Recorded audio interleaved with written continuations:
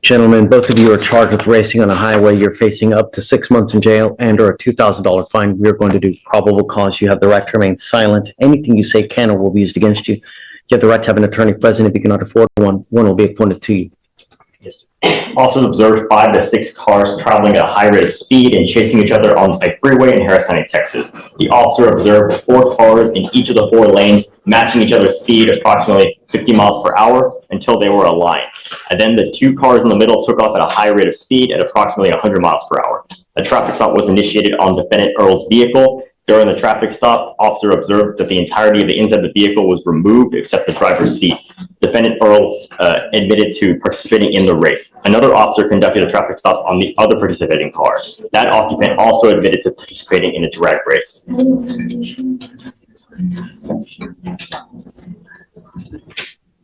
You said there were 4 happening to those 2. Your Honor, there are no other connected cases, just the 2. Got it.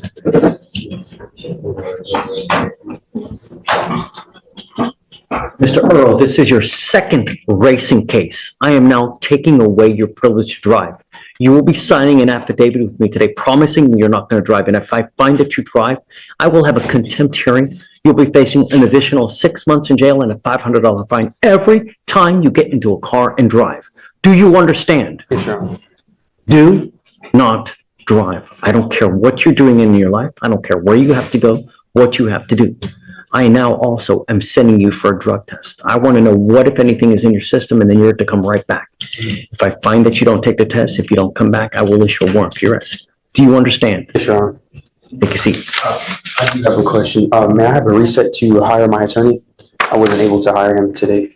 We will get there. Okay. First things first, I'm sending you for a drug test because I want to know what, if anything, is in your system. But first, you'll come up here and swear to us that you're not going to drive.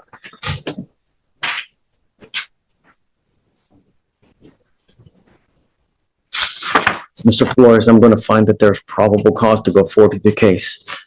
I'm going to tell you now, living in a city as big as Houston without the ability to drive, it's an awful thing. Do not participate in these types of things again. Otherwise, I will take your privilege to drive away from you. Do you understand? You will be signing conditions with me today, promising me that you're not going to race, street takeovers, donuts, reckless driving, any of the like. If I find that you do, I'm going to put you in jail. You will not get any more PR bonds. Do you understand? Okay. Can you file conditions on both of their cases? Yes, Your Honor. Racing and the like? Yes, yeah. All right. I'm going to have you go over. Did you check for both of the licenses to see if do you have a Texas driver license? Okay. Do you have liability insurance in your name? Okay, if you can run both of their licenses as well. Yes, Your Honor. So for now, I'm going to have you sign a reset with Victoria. After that, we'll have you take a seat in the jury box. We'll get your bond conditions. We'll have you sign it, and then you'll be free to go. When you come back, please have a lawyer, sir. I have a lawyer. Oh, yeah. Who is it? David Lee. Got it. Okay. Mr. Lee's going to be here, so we're going to have you wait till he gets here. So we'll have you sign a reset, take a seat in the jury box. Do not leave until you sign the bond conditions. Okay. Your Honor, Flores is eligible. Let me run. Earl, please. I'm going to do everything in my power to protect the public, Mr. Earl, and I want you to understand that when I have anyone put my public in danger, I put them down. Do you understand? Yes, sir. You are not allowed to be out in the middle of the night, and I'm now giving you a curfew, and I'm putting a GPS monitor on your ankle so I know that you're not out. You will get a curfew of 10 p.m. to 6 a.m. You're ordered not to consume alcohol or illegal drugs, and I'm going to randomly test you. The most important thing in your life now is do not drive. Do you understand? Yes, under any circumstance are you allowed to drive? Because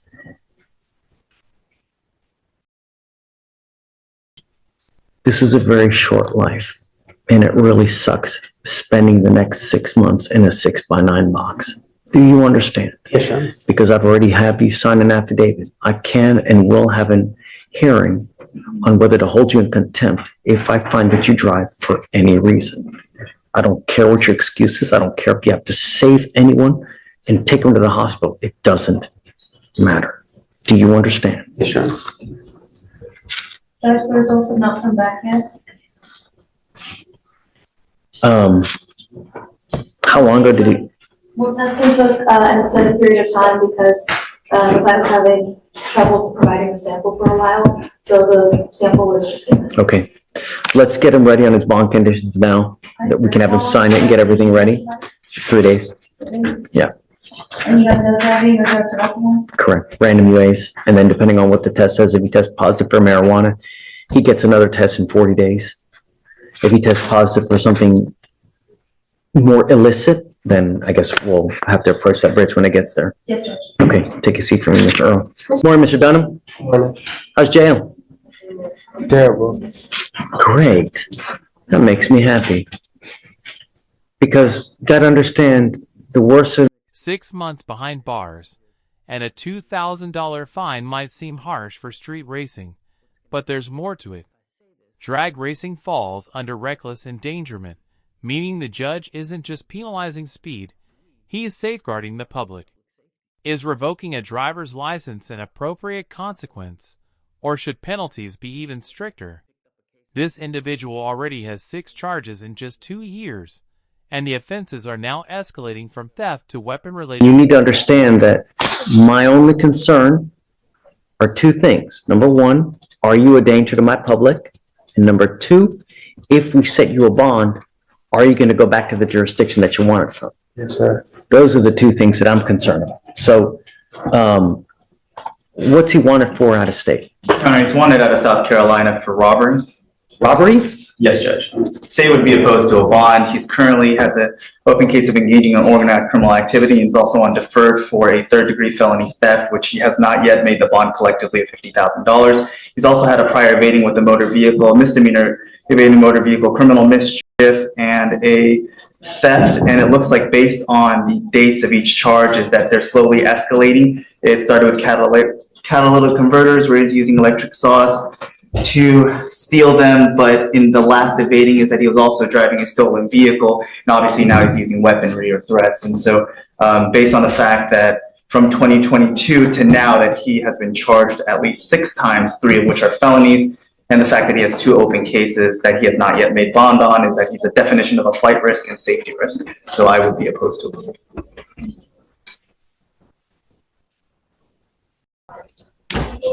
Judge, Mr. Dunham is requesting a bond because he has finals on Monday. Finals? Is a sophomore, major in nursing at Southern University in Baton Rouge. Are you really in school? Really? But you're in Houston. You had finals on Monday? No, I came right with this. Oh. Keep it down, please. I'm going to read something to you real quick, okay? And this is from what I'm reading now. This is from the magistrate. Motion for bond conditions, Harris County, none. Defendant has a hold. 10/16/24. Officers conduct an undercover sting crime suppression operation to catch suspects who are engaged in organized criminal activity, bank juggings. Officers use bait victims, undercover officers posing as bank customers, and bait vehicles. 3 suspect co-defendants, DeLeon Dunham, Messiah DeLeon Dunham, and Treventi DeMarcus Hilliard attempt a bank jugging on 1 bait car, but are unable to break the window. Shortly thereafter, they conduct a bank jugging on a 2nd bait car, and this time break the window.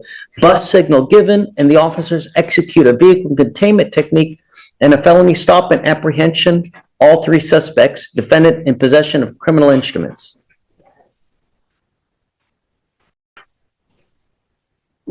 You're on probation for a 3rd-degree felony. You have an open robbery out of a different state. Let me ask you again. You really want me to set you a bond? I was just asking if it was possible.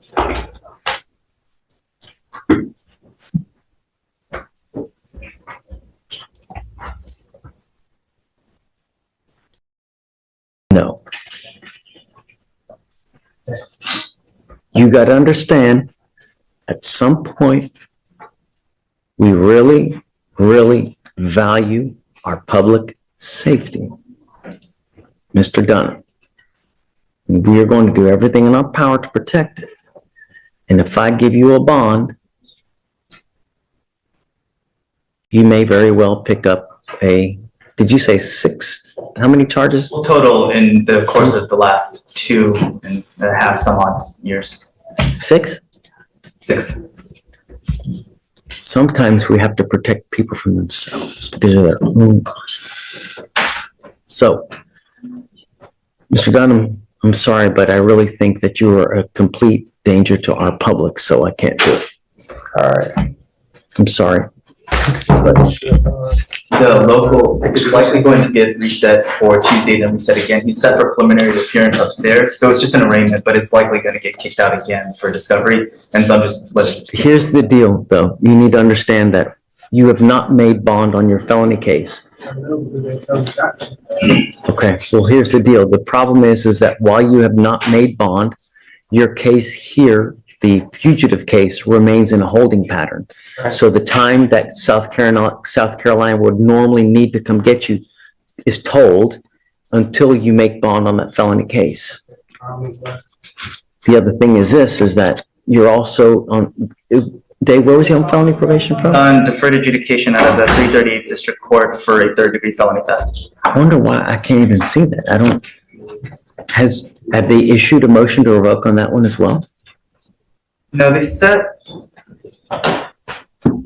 Well, for some reason it says to hold on JWeb, but it doesn't show it on. Yeah, no, hold on. It's just from a couple of days ago. I'm assuming they're just following the MAJ today. On that. Is that what you see, Dave? Oh, you're right. They haven't filed the MAJ yet, but I can't see the processing queue in the 338. So if file it, it'll be this weekend. At some point, they're also probably going to issue another warrant for your arrest because of all these cases now, because you're on probation. So at that point, you'll also probably have to set a bond on that one, or they may not set a bond. I don't know. Right. How old are you? 20. You're 20? All right. Going the wrong way, Mr. Dunham. Really, really begging for a lengthy prison sentence, dude. That's it. Okay. Thank you, Judge. Thanks. Thanks, Judge. Good morning, Mr. Wiggins. Well, How's jail? cool. It's come to my attention that you are violating the conditions that we set out in this court, flaunting it, and trying to get a hold of the complaining witnesses in these cases when we've told you not to. Go ahead. Yes, Judge. The deputy called me this morning and said that the defendant has called the complaining witness twice and the mother of the complaining witness as well. The deputy told me that while listening to these phone calls, he heard the defendant and say things such as, "This is how you take care of things," and that everybody violates their bond conditions and talks to the complainants in these cases. He also heard the defendant make statements saying that he was going to continue to violate bond, and once he gets out, he was going to hire an attorney, but he had previously learned that the defendant was indigent, and so he took this to mean that the defendant was going to commit other criminal acts to get money to hire an attorney. Can you please notify the other courts as well? Crimes. This isn't merely reckless behavior. It's a serious threat. Prosecutors label him a clear flight risk. In your view, should someone with such a record ever be eligible for bail? And get this, while in custody, he's reportedly threatening witnesses and boasting about violent acts. That's defiance on a whole new level. Should inmates forfeit all communication privileges when they cross certain boundaries, or would that be excessive? Continuing to threat to the public even while being in jail. So your privileges to use the phones at all are hereby revoked. Judge, I just, She again, just told you. please stop. So And just, I just want to reiterate. please go ahead. He's Yeah. 19, you are taking away his ability to communicate with his family. But he's making additional threats allegedly, you know? Okay, we're gonna get the records, but Okay. until I know that you're not a threat, I mean, He's typing everything. every single thing that you say on the phone is recorded. I know that, so why would I be on it threatening people? We'll find out, because I'm gonna ask, could you mind please pulling all the records, getting all the phone calls, and we'll play them out here in court, and we'll see. And if it's not, then I will gladly give you your phone privileges back, but there have deputies that have pinpointed you allegedly, you and using other people's spin numbers to make phone calls, to make continuing threats, and to further criminality if and when you get out. I don't want you to say anything. That's okay. We're going to find out, because I'm going to have them pull all the records, pull all the phone calls, and we'll listen to everything. Judge, I will also say that the defendant told the complaining witness that this is about the ag assault involving the firearm, that when she got shot, the defendant said that's what happens when you hang out with gangsters. So pull all that stuff, you know, and all that stuff gets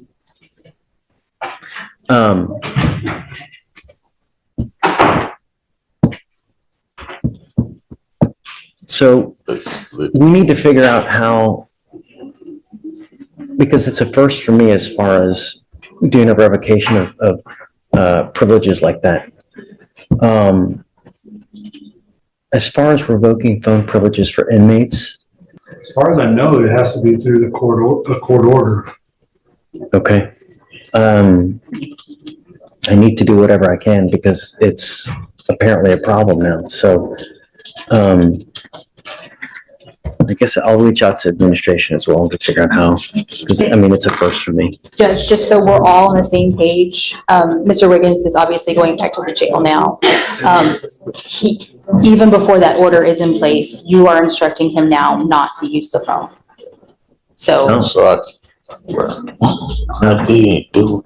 That's so stupid. Well, we'll get the tapes and. Get it? We'll see. Okay, good. Okay, but I can't call nobody. Literally nobody. So what? There's no TV in my tank. There's no nothing. What am I supposed to do?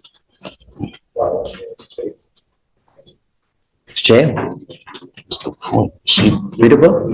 There is no books. I read every book in there. Yes. Okay. I can't trust you to use a phone, Mr. Wiggins. I mean, you know what's happening. I have other deputies that have alerted us to what's going on. I can't. That's it. I mean, you got to know when you're in the jail, there are eyes all over you. It's like at a casino. You literally have eyes all over you at all times. You got to know that whatever you're doing is always being looked at.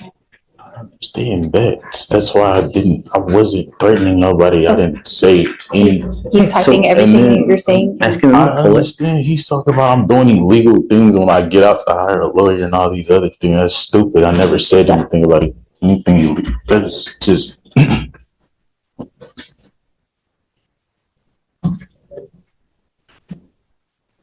So I guess let's do this. How long will it take you to get those records, do you think? I'm actually not sure, Judge. I haven't requested jail calls before like that. Let me ask. Hey, Steph, how long does it take to get jail calls? We can put a request in, Judge, to our folks.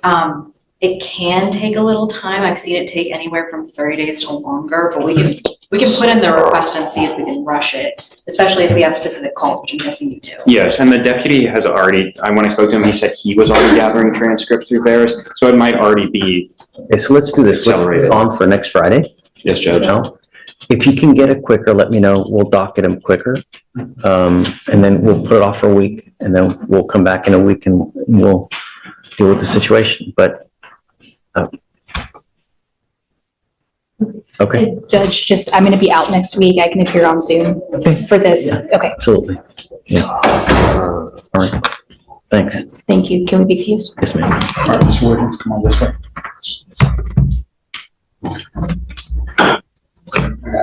I have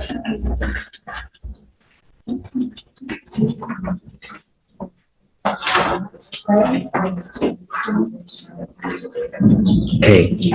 so my issues is that 2, 3, 4 counts of aggravated assault. He's in ERD, so if you need something like that. He's been making phone calls in the jail, making threatening phone calls.